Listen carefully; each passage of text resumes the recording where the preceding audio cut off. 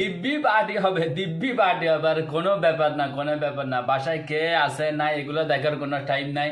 তোরা সবাই বৃহস্পতিবার রাত্রে চলে আসবি, আমি কিন্তু এখানে আছি। এদিকে সামাল দেওয়ার দায়িত্ব আমার, ঠিক আছে? তোদের কোনো টেনশন করা লাগবে না, তোরা শুধু আসবি, জিনিসপত্র নিয়ে আসিস, ঠিক আছে? জিনিসপত্র নিয়ে, আমার বাসায় কিন্তু কিছু নাই, জিনিসপত্র নিয়ে আসিস তোরা। দিব্যি পার্টি হবে দোস্ত, দিব্যি পার্টি হবে।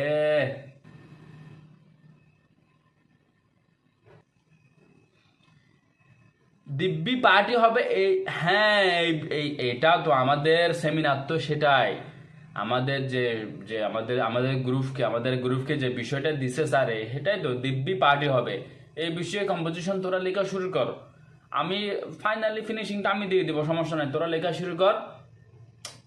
ঠিক আছে, দিব্যি পার্টি হবে বলতে এটা তো একটা সাবজেক্ট হচ্ছে, মানে এরকম একটা পার্টি আমরা বন্ধুর বাসায় আয়োজন করতেছি, এই ধরনের একটা বেসিসের উপর তুই জিনিসটা লিখবি।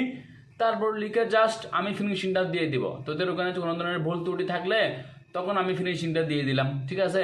কিন্তু তোরা হিন্স মাথায় রাখবি যে দিব্যি পার্টি হবে, দিব্যি পার্টি হবে, এই হিন্সটা মাথায় রেখে তোরা কম্পোজিশনটা লেখা শুরু কর। পরবর্তীতে ফিনিশিংটা আমি তোদেরকে দিয়ে দিব, ঠিক আছে?